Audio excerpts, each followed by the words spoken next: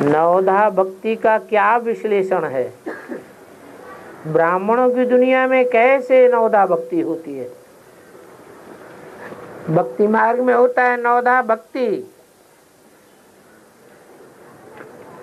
भक्तों का सत्संग होता है, वो भी एक प्रकार की भक्ति है। कीर्तन करते हैं, वो भी भक्ति है।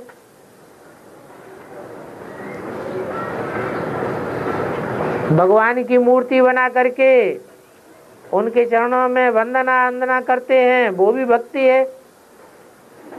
ऐसे 9 प्रकार की भक्ति गाई हुई है। वो तो सब कुछ अंधश्रद्धा युक्त है। यहाँ भक्ति नहीं है, यहाँ 9 प्रकार की याद है। यज्ञ के आदि में भगवान को याद करते थे लाल लाइट के गोले के रूप में।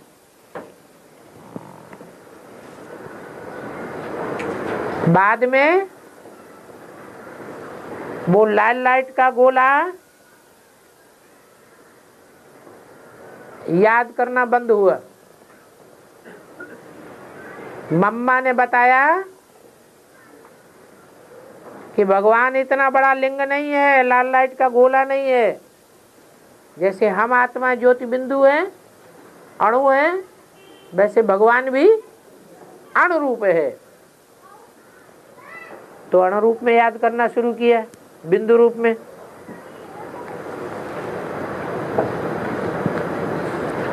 उससे पहले अंगुष्ठाकार रूप में याद करते थे। तो 3 प्रकार तो यही हो गए। समझते थे, शास्त्रों में लिखा है आत्मा अंगुष्ठाकार है, शालिग्राम मिसल है,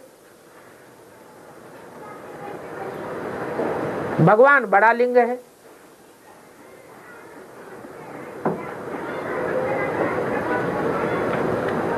बाद में जब ब्रह्मा बाबा के द्वारा मुरली चलना शुरू हुई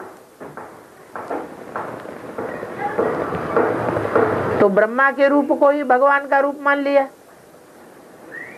कि वो ज्योति बिंदु शिव ब्रह्मा में प्रवेश करता है। तो साकार ब्रह्मा में निराकार शिव को याद करना शुरू कर दिया बहुत सारे ब्राह्मणों ने। उसके बाद करते करते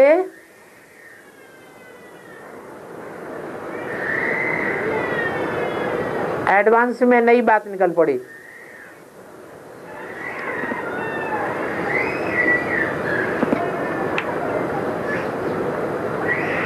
यज्ञ के आदि में जो व्यक्तित्व था वो ही भगवान का साकार रूप था, पहला मुकर्रर रूप। अगर भगवान 2-4 में प्रवेश करता है तो सर्वव्यापी भी साबित हो सकता है। इसलिए एक ही मुकर्रर रथ है, वो एक व्यापी ही बन करके आता है, कोई पहचाने या न पहचाने। तो प्रजापिता ब्रह्मा में और निराकार शिव को याद करना शुरू हो गया।